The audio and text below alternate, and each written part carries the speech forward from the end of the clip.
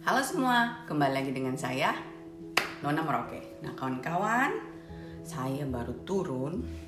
Jadi saya bangun dari tadi cuma rasa capek. Jadi saya duduk nonton film dulu di tempat tidur.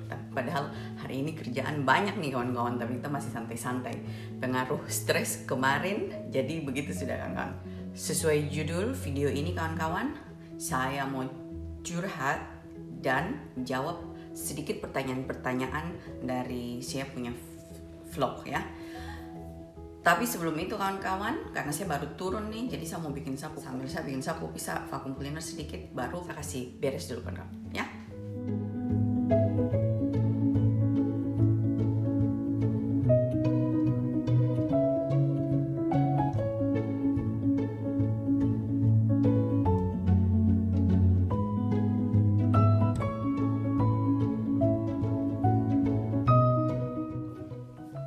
Sebelum kita lanjut, saya mau kasih tunjuk kalian keju tua.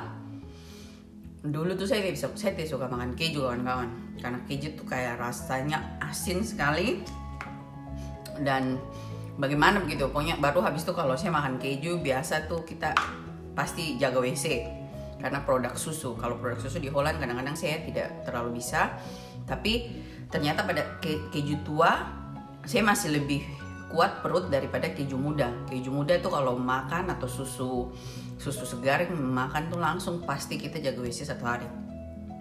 Tapi kemarin sejak saya coba, saya ke rumah teman kasih keluar keju, terus dia suruh coba keju tua plus dia punya dipping ya. Saya coba, ternyata pas waktu dikunyah tuh enak kawan-kawan, buat saya tuh enak. Apalagi terakhir saya suka makan asin. Jadi sejak itu saya cari, saya beli, cuma itu dippingnya kawan-kawan cuma 10 kecil saja, satu pot kecil seperti pot begini kawan-kawan, kecil begini dia jual 3 euro kawan-kawan. Saya rasa rugi. Baru yang dipping yang saya makan itu dia punya nama honey mustard dilla. Jadi pada saat saya makan saya suka, terus habis itu saya bilang, saya teman, saya boleh minta sendok kecil, saya mau coba, saya mau nyicip itu dia punya honey mustard dilla.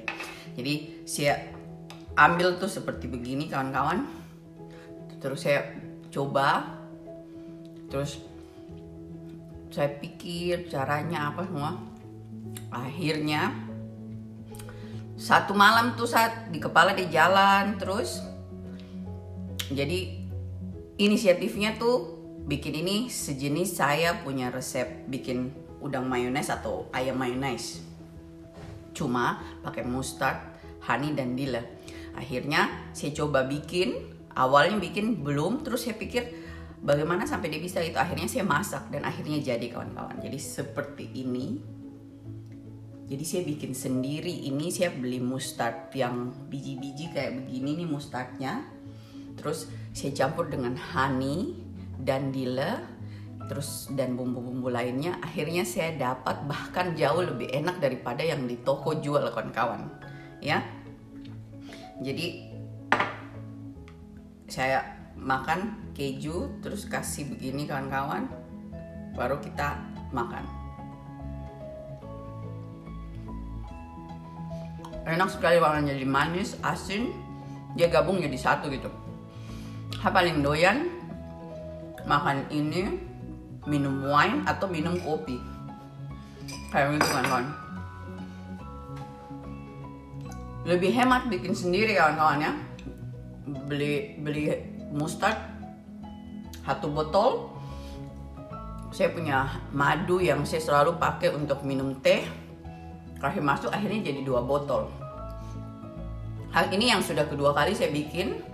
Yang pertama kali itu 1 jadi 2 botol, terus yang kedua kali saya bikin mustard 2 botol, akhirnya jadi 3,5 botol.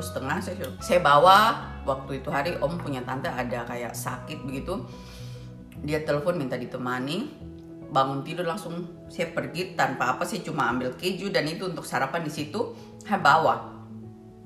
Terus pas dokter sudah pulang, tante duduk, terus saya bilang dia, kok mau coba, saya punya keju tua sama ini. Jadi saya duduk coba, pada akhirnya tante dia suka, dia duduk makan sampai keju habis kawan-kawan. Ya bahagia lihat tante dia suka, padahal hari sebelumnya tuh dia pucat sekali, dia putih sekali. Akhirnya 1 botol tuh saya kasih tinggal buat dia, kayak begitu kawan-kawan. Jadi ini saya punya botol kedua dan masih ada 1 botol lagi.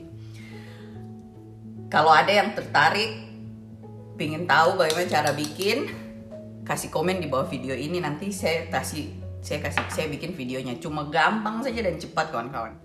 Sekarang saya duduk sambil saya potong daging buat saya memasak habis ini ya. Mau potong daging buat bikin rendang kawan-kawan ya. Jadi sambil cerita sambil kasih habis saya punya kopi. Jadi hari ini 14 porsi, ini baru dapat SMS lagi karena hari terakhir masak ada teman mau minta ekstra untuk taruh di freezer. Jadi 14 porsi. Kemarin cari daging itu tidak dapat, akhirnya dapat di 2 tempat ya. Kenapa tidak dapat? Jadi begini, kemarin itu saya bangun sudah pagi-pagi, jam 9 saya sudah di bawah, saya sudah siap-siap apa semua. Akhirnya saya ngevlog saya mau bikin nastar komplit. Jadi sesuai request yang kemarin tuh, nastarnya cuma 1 biji nanas, 1 per 1 resep, terus cara bikinnya dan sebagainya. Jadi saya mau bikin 1 resep komplit. Seperti kalian tahu, saya punya vlog itu yang paling populer itu bikin selai nanas dan cara cepat bikin nastar. Jadi ceritanya tuh kemarin saya lagi seru-serunya bikin. Setelah saya bikin adonan, selesai, saya isi dalam kantong plastik. Terus saya pikir saya mau lunch dulu sebentar. Habis itu baru saya mau lanjut bikin. Begini Om dia turun, Om dia WhatsApp dulu. Dia bilang tolong bikinkan dia sup untuk dia punya lunch. Jadi akhirnya saya stop, saya bikin Om punya lunch. Habis itu saya sendiri belum sarapan, kawan-kawan saya punya minum obat jam 12. Akhirnya saya mulai minum kopi seperti hari sekarang ini. Terus saya minum obat, terus saya juga bikin saya punya makan siang. Sudah. Habis itu jam 1:30 Om dia turun, dia ambil dia pemakanan. Begini Om Depi bilang saya begini, kau tahu ada berita baru?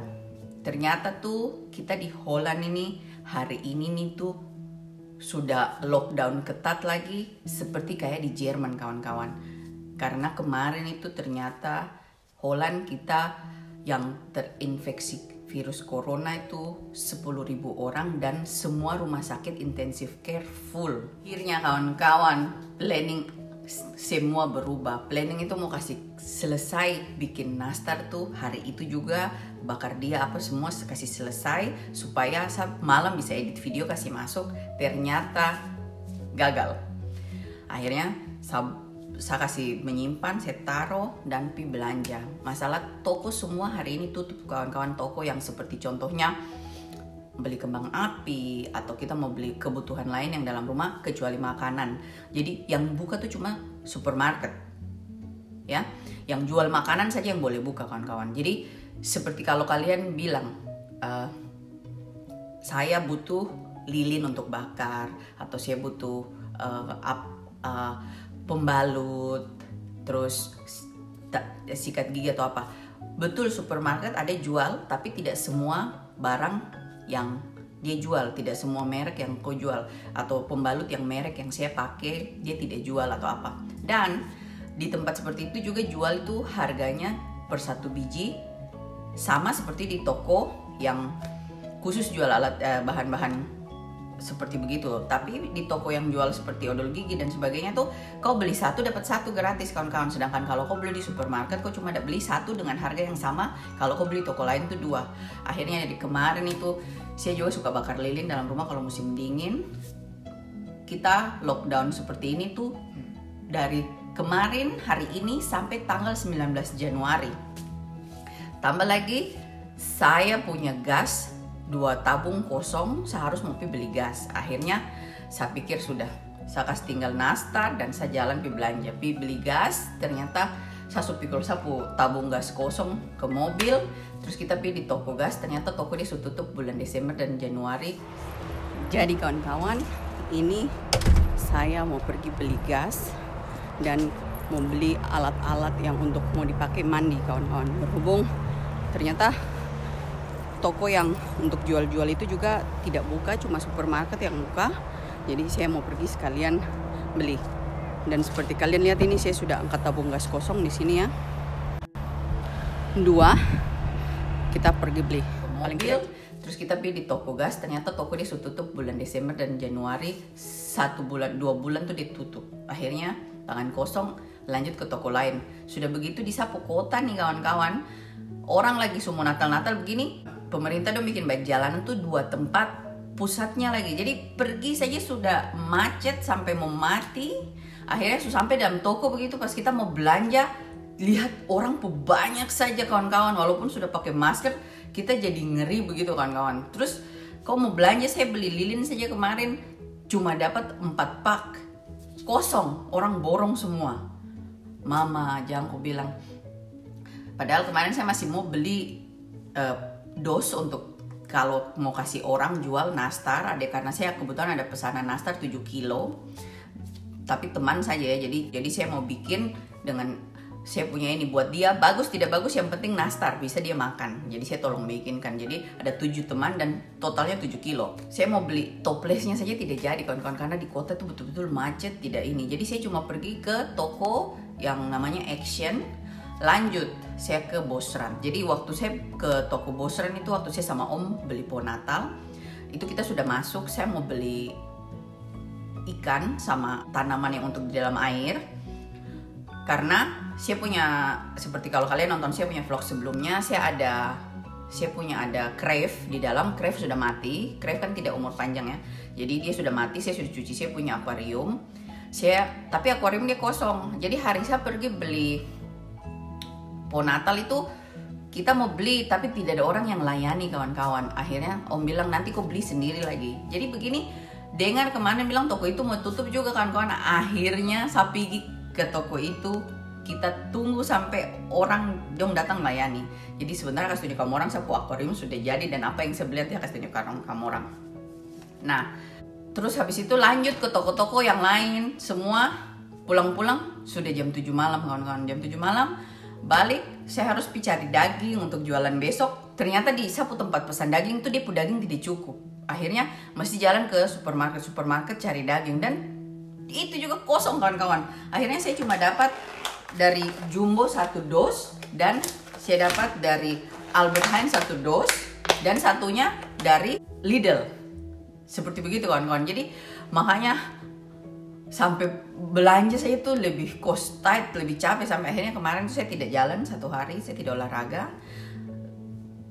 Teler, tepar, malam selalu menyimpan dapur. Habis Om yang sudah masak makanan, menyimpan dapur, langsung saya kasih selesai. Saya punya nastar isi tanpa suara karena kalau malam tuh saya tidak bisa ngevlog karena Om dia duduk nonton dia put TV dan dia put berita, atau Om dia tidur situ dia ngorok sampai kedengaran di sini kayak begitu kawan-kawan. Jadi makanya belum selesai.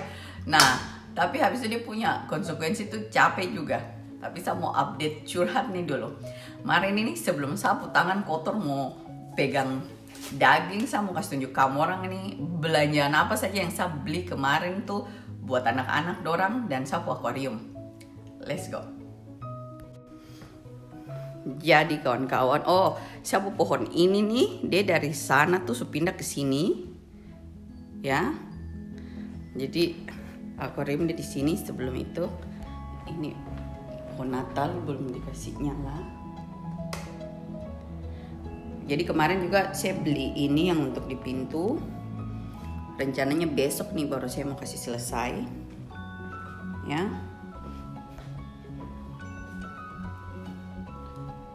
Terus ini dia saya punya akuarium. Kalau bisa lihat kawan-kawan. Jadi saya beli ikan yang begitu, pohon-pohonnya, dan saya beli udang kawan-kawan. Jadi seperti kalian lihat ini ada udang nih 1. Terus ikan yang ini juga tuh. Mungkin dari sebelah sini lebih kelihatan kan kawan.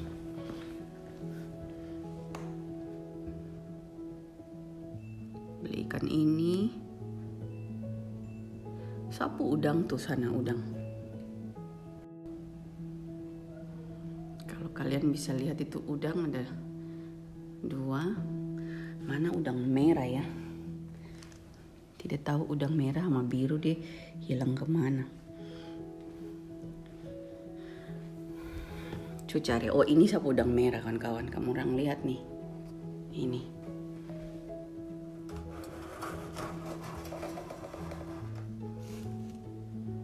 Ini dia udang merah nih. Ada udang biru tapi tertahu dia sembunyi di mana ya.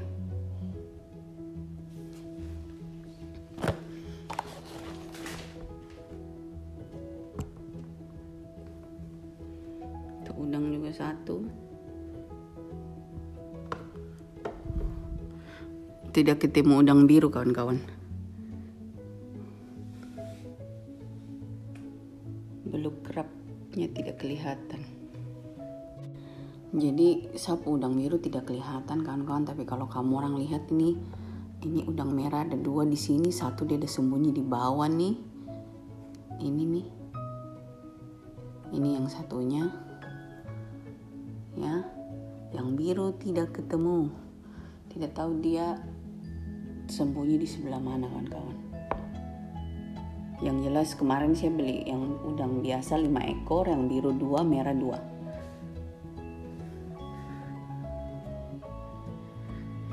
Ya, semoga dia tidak loncat saja kawan-kawan. Seperti begitu. Terus beli anak-anak kembang api kawan-kawan yang bisa dapat saja nih. Ya, beli coklat-coklat dan pembalut. Terus saya beli ini kawan-kawan. Karena tidak dapat gas, akhirnya saya beli gas kecil ini. Nah, jadi kawan-kawan ini sudah malam ya, saya sudah selesai jualan, sudah menyimpan. Minta maaf, suara di belakang ada suara berita. Jadi saya mau kasih selesai bicara tentang kita lockdown. Jadi mulai hari besok itu anak-anak sudah tidak sekolah kawan-kawan, dikasih libur semua sampai tanggal 19 Januari. Dan semuanya itu akan datang beritanya lebih lanjut nanti. Jadi dari tadi nih Om dia tinggal duduk nonton berita sudah tinggal tentang lockdown, tentang orang borong belanja dan sebagainya, seperti begitu. Dan juga kawan-kawan semua sport tutup lagi. Jadi Zumba dan kegiatan yang berkelompok-kelompok semua sudah stop sampai tanggal 19 Januari. Bahkan ada yang sampai akhir Januari kawan-kawan. Jadi kita lihat lagi, kita kembali ke situasi lockdown ketat. Tahun ini New Year's bakalan tidak seramai tahun lalu ya. Buat kalian yang mau lihat ramainya New Year's, bisa lihat di saya punya video tahun kemarin waktu New Year's-nya ya. Nah, jadi makanya kemarin tuh pas belanja itu juga banyak orang belanja, itulah penyebabnya kawan-kawan. Tapi paling tidak saya sudah dapat apa yang saya butuh, jadi hari ini sudah agak santai. Nah, karena ini sudah malam kawan-kawan, saya tidak kasih selesai, saya punya nastar. Saya lanjut bikin saya nastar besok pagi, baru saya kasih selesai. Mumpung besok tidak bikin apa-apa, tidak bisa kemana-mana ya, kayak gitu. Nah, sekarang kita lanjut lagi ke penjelasannya saya tadi siang ya. Jadi kawan-kawan, di sini tuh kita kerja semua tuh sendiri, setiap orang ada kerjanya, sibuk. Jadi seperti kemarin saya bikin ini, terus tiba-tiba ada yang lain mesti dibikin. Mulai dari Om diurus, habis itu sore juga anak-anak mesti pergi main bola dan sebagainya. Jadi seperti saya bilang, saya tidak punya waktu yang begitu banyak dalam berapa jam untuk bikin kue kayak gitu. Kalau di Indonesia kita enak kan, pasti ada tante atau ada sepupu atau ada siapa, ayo kau kita kumpul bikin kue sama-sama, baru kita bagi. Atau ada pembantu. Di sini tidak ada kawan-kawan. Jadi tangan cuma 2, jadi kita kerja yang kita bisa. Sedangkan kadang-kadang bikin kue itu, kalau bikin nastar kita lagi sibuk bulat-bulatin begini, tiba-tiba dipanggil sini, dipanggil situ, adonan dia terbuka, dia kering. Jadi makanya kenapa sih ketemu ide bikin nastar itu? Kalian ada pertanyaan awal mula kenapa saya dapat resep nastar ini? Ya, saya dapat ide ini dari 2010, sekitar bulan-bulan, sekitar saya punya anak umur 5 bulan, kawan-kawan. Anak pertama umur 5 bulan. Waktu itu saya dari Indonesia, saya bawa cetakan nastar tuh cuma 5 biji, dan yang ini 5 biji plus penutupnya, jadi itu 10. Pada saat itu saya anak pertama, terus Om itu kerjanya cuma Sabtu dan Minggu saja di rumah. Sabtu juga pulang, maksudnya dari bandara pulang ke rumah jam 12, habis itu sampai. Om selalu pergi kayak ke England 1 minggu, India 1 minggu, jadi tinggallah saya sendiri dengan anak, kawan-kawan.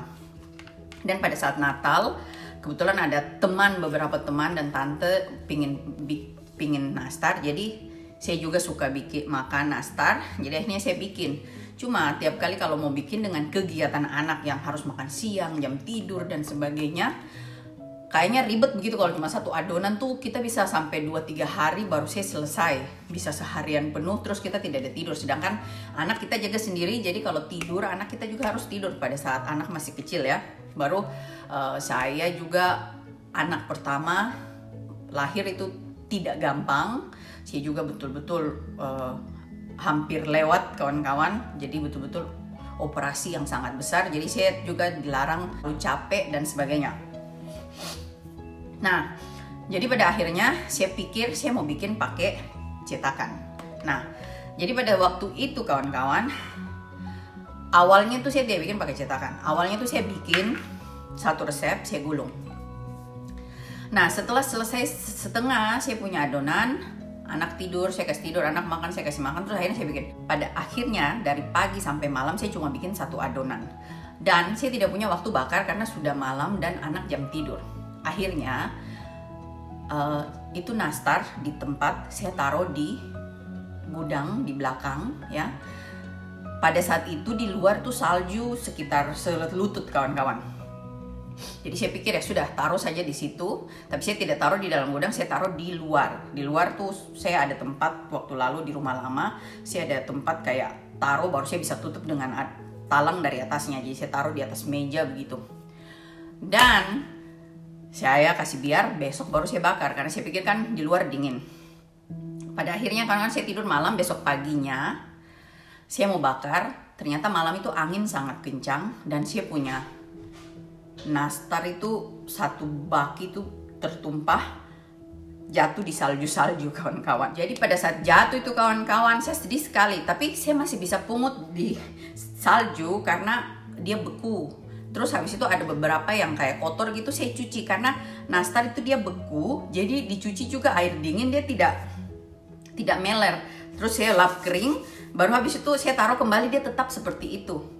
Disitulah timbul saya punya ide kayak ting gitu. Oh, berarti itu bisa kita bikin nastar pakai cetakan es. Pada saat itu saya coba, kawan-kawan, pakai cetakan ini. Pertama itu cetakan yang ini ya. Saya bikin, saya kasih masuk, sampai tutup dan sebagainya. Terus saya tidak taruh di freezer, saya cuma taruh di luar. Berhubung pada saat itu kalau tidak salah 2010 itu salju selama saat berbulan-bulan tuh tetap setinggi betis, kawan-kawan. Jadi di luar itu tiap malam -1 atau -3 kayak gitu. Jadi beku. Pada saat itu saya punya nastar itu beku. Terus saya taruh di atas air panas, baru saya kasih keluar. Di situ awalnya saya dapat ide seperti ini. Tapi habis itu saya bakar. Pada awal saya bikin, kawan-kawan, itu tidak cantik. Di bawahnya itu kayak retak, terus kayak lubang-lubang. Tapi 2-3 kali betul-betul ditindis ke dalam itu adonan, jadi akhirnya mulus. Di situ awal pertama kalinya saya bikin. Nah, pada saat tahun berikutnya saya pulang, saya beli lagi cetakan yang lain sama seperti ini. Dan perbedaannya itu, kawan-kawan, cetakan ini dia keras, kalian lihat ya, keras. Cetakan model baru sekarang dia tipis, kawan-kawan. Jadi yang ini panas sedikit saya di atas air, langsung kok begini esnya keluar. Sedangkan yang ini susah, kawan-kawan. Kalian lihat tidak elastis. Jadi ini betul-betul harus panas baru saya topi-topi gini. Perbedaannya cetakan yang ini, kawan-kawan, ya, dengan cetakan ini. Kalau kita bikin baik-baik dengan cetakan yang ini, kawan-kawan, seperti kalian lihat ini mengkilat di dalamnya. Kita punya nastar kalau beku dan dia keluar, dia mengkilat. Luarnya mengkilat kalau kalian tindis dengan baik. Sedangkan kalau kita pakai cetakan ini silikon di bawahnya ya, cepat keluar. Tapi kawan-kawan, nastar tuh tidak mengkilat di pantatnya, dia cuma mengkilat di sekelilingnya ini saja.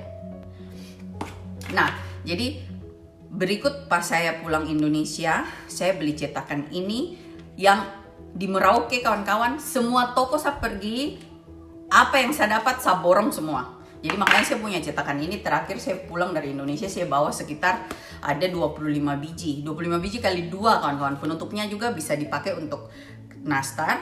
Jadi 20 biji kali 2 tuh banyak. Dan ini malah lebih lentur ya, lebih enak kasih keluarnya. Jadi walaupun tidak kasih panas pantatnya, pada saat sudah beku tinggal dikasih begini tuh nastar dia keluar kawan-kawan. Kalau melengket baru saya biasanya kasih di atas air panas, tapi ide terbaru itu saya cuma kasih pakai blow hair dryer saja jadi panas, baru tinggal dikasih keluar kayak gitu ya. Jadi buat kalian yang tidak punya cetakan silikon yang sedikit di pantatnya begini, ini sangat bagus karena yang ini kalian cari juga sudah tidak bakalan dapat. Ini cetakan dulu ini 2010 saya beli, sampai lalu tuh waktu pas bikin tuh excited, toki sampai cetakan dia pecah-pecah semua seperti gitu ya. Yang saya dapat beli yang ini ya, yang bulat biasa, dan dia tidak bulat lurus kawan-kawan, dia agak serong. Pada saat siram kuning telur juga lebih gampang ya. Saya selalu pakai yang ini, dan ini di toko sampai sekarang juga masih ada. Jadi buat teman-teman yang di Holland, kalau mau di Senos atau di Big Bazar itu biasa ada. Sekarang kalau di Woerden, di Senos ada. Kemarin saya baru lihat. Dan buat yang tanya apakah cetakan silikon bisa, ini cetakan silikon, semuanya silikon kawan-kawan, dia tidak keras pinggirnya. Ini bisa kawan-kawan, tapi pada saat kita tindis adonan, resikonya di bagian kiri kanannya tuh dia bisa melebar. Mungkin ada yang berhasil, saya tidak tahu, tapi saya bikinnya itu selalu pinggir-pinggirnya tuh dia melebar. Jadi pada saat dikasih keluar, dia tidak seperti yang saya mau. Makanya ini cetakan saya tidak pernah pakai. Ini saya pakai hanya untuk kalau saya mau bikin coklat kawan-kawan ya. Tapi kalau kalian mau coba silahkan. Lalu saya coba tuh pas saya tindis, padatin di samping sini juga melebar. Jadi saya makanya tidak pernah pakai cetakan silikon yang begini. Yang ini silikonnya cuma di ujung ya kawan-kawan.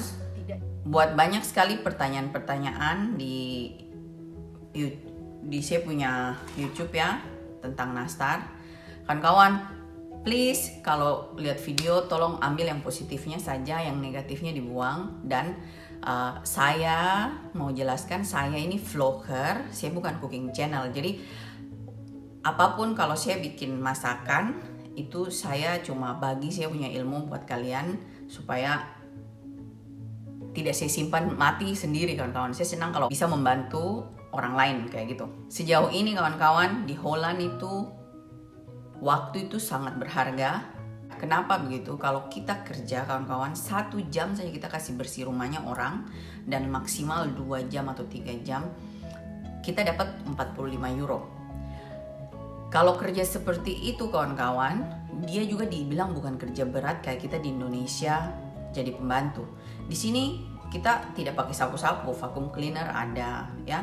Terus mengepel juga kita tidak kayak model Indonesia, semua ada alat. Jadi secara otomatis kerjanya ringan, cuma kita harus bantu orang dan kita dapat 45 euro. Sedangkan kalau seandainya saya mau jualan nastar nih ya, 1 resep saja kawan-kawan saya bisa 2 jam gulung. Belum waktunya bikin, belum waktunya bakar, belum waktunya oles telur. Bisa habis sampai 3-4 jam kawan-kawan. 3-4 jam. Kalau seandainya hanya kita kali per jam kerja cuma 10 euro, 4 jam kerja kita sudah 40 euro. Nastar satu resep itu cuma 800 gram. Kita mau jual berapa kawan-kawan kalau seandainya seperti begitu?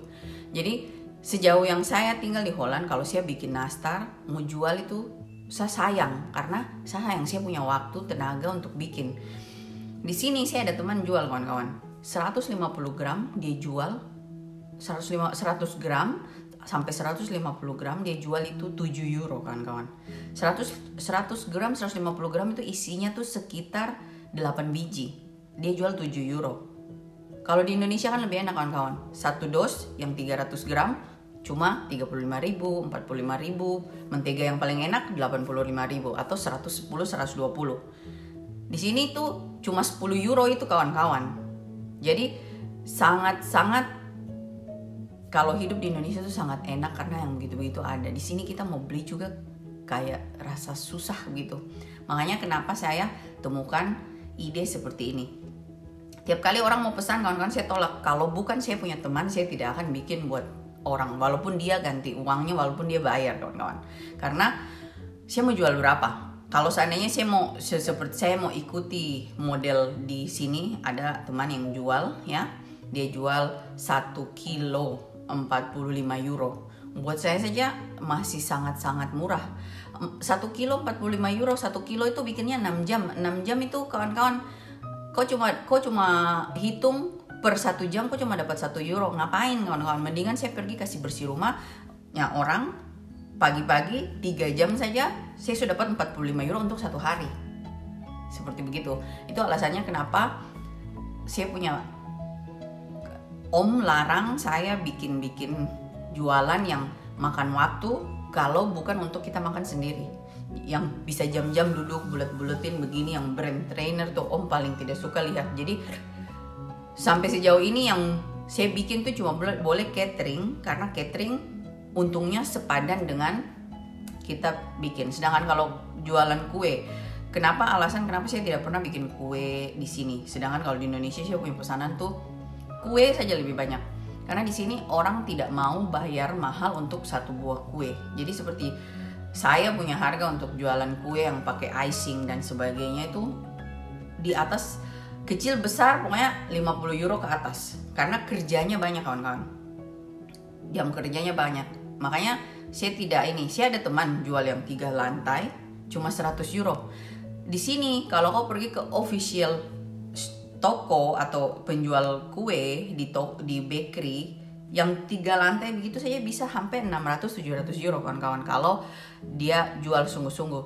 Kalau seandainya mau ikutin modelnya teman begitu, kita bakalan nanti sebentar dapat banyak pesanan, tapi pada saat terakhir kita capek kayak gitu. Lalu dia masih bisa bikin karena dia masih sendiri. Sekarang dia punya anak 2, belum tentu dia punya waktu banyak. Mungkin bisa dibela-belain bikin kawan-kawan ya, tapi sebentar anak terlantar atau semua bisa diurus, tapi yang ada kau tidak punya waktu untuk diri sendiri. Di sini tuh seperti itu kawan-kawan. Jadi kalau kita mau hidup di luar seperti di Eropa begitu, kita betul-betul harus jadi tough muda. Dan saya sudah alami sendiri. Jadi saya bisa bilang sama kalian, itu alasannya kenapa saya tidak jualan yang kecil-kecil. Contohnya saja seperti saya bikin jalan kote itu enak ya. Saya dulu jualan di Merauke, di mana. Di sini saya bikin banyak teman suka. Tapi tiap kalau orang mau pesan tuh paling cuma 10 biji kawan-kawan. Jalan pastel kering, pastel gitu mau dijual berapa? Sebiji paling orang mau beli kalau 1 atau 2 euro. Tapi kalau mau hitung jam kerjanya kawan-kawan tuh tidak akan sepadan kalau mau dijual. Makanya pas saya mau makan sendiri, kepingin bikin untuk saya punya stok di freezer, baru saya tanya teman, saya kebetulan mau bikin untuk saya sendiri, apakah kau mau ikutan? Kalau dia mau, baru saya bikinin sekalian. Tapi kalau tidak kawan-kawan, saya tidak akan jual untuk seperti begitu. Sayang waktu kawan-kawan. Lebih baik waktu saya pakai untuk tidur, istirahat. Karena istirahat itu sangat penting untuk kesehatan daripada kita minum obat kayak gitu kan kawan. Ya. Kalau kalian tanya kenapa anak tidak dititip di daycare saja atau sebagainya, kawan-kawan, di Holland itu daycare ada, tapi semua tergantung kita punya penghasilan. Contoh saja kawan-kawan, kenapa saya punya anak tidak pernah masuk daycare? Karena alasan pertama, om tidak mau anak ke daycare, om mau kita jaga sendiri. Alasan pertama. Alasan kedua, kalau saya kasih masuk saya punya anak ke daycare full time, kita bayar mahal sekali. Karena berhubung om punya gaji tinggi, jadi secara otomatis anak di daycare bayarnya juga lebih banyak. Dan subsidinya juga dapat sedikit. Alasan kenapa saya waktu anak-anak masih kecil saya tidak kasih masuk daycare juga, pada saat itu kalau saya cari kerjaan di luar ya, gaji sebulan paling 1.500 paling tinggi kawan-kawan. Sedangkan saya kasih masuk anak, kalau 2 orang saya mesti bayar 2.800. Makanya Om bilang, ngapain mesti kau pergi kerja, mending kau jaga anak di rumah sambil kerjaan kau punya kerjaan sendiri, nanti Om yang kasih saya punya uang jajan, seperti gitu. Nah, itu salah satu alasannya. Di sini banyak orang yang bisa kasih masuk. Jadi tapi semua tergantung gaji kita. Jadi kalau seandainya ada teman sekelasnya, saya punya anak, mamanya guru, bapaknya cuma kerja biasa, dia 3 anak kawan-kawan, dia kasih masuk di daycare semuanya full time, tapi dia cuma bayar 1.800 per bulan karena dia dapat subsidi, karena suaminya punya penghasilan tidak sebanyak Om, kayak gitu. Makanya alasan kenapa saya juga tidak kerja, tidak apa, itu juga alasannya Om tidak suka saya terlalu banyak kerja dan sebagainya. Om cuma bilang, kerja yang aku suka saja, tidak suka tidak usah dikerjakan. Contohnya saya nih seperti zaman ini nih corona, mau bikin ini tidak bisa, mau bikin itu tidak bisa. Bikin kue saja Om kadang-kadang bilang, lebih baik kok tidur saja atau apa gitu, pi olahraga, pi bagaimana gitu.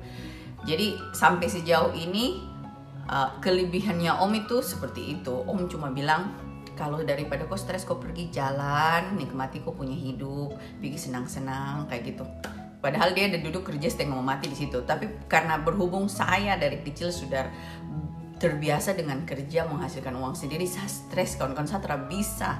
Saya harus juga menghasilkan. Saya rasa iri kalau dia bisa menghasilkan, saya tidak bisa menghasilkan kawan-kawan, seperti begitu. Makanya sampai sejauh ini saya terima, saya punya apa Tuhan kasih, saya punya kehidupan di sini, saya terima. Walaupun itu saya kayak rasa kayak orang gila, saya tidak bisa menghasilkan uang seperti saya kalau di Indonesia menghasilkan uang kawan-kawan. Jadi ya zaman saya masih muda, kerja keras setengah mati. Sekarang biar mau kerja keras juga tidak bisa kawan-kawan, tidak dikasih izin sama Tuhan. Seperti kawan-kawan, sekarang saya mau lanjut masak karena ini sudah jam 1:30 ya. Kalau kalian bisa lihat, saya mesti masak buat 14 porsi, bikin rendang, nasi kuning, dan sayur buncis biasa. Jadi saya mau mulai masak sekarang. Terima kasih kawan-kawan sudah nonton ini video.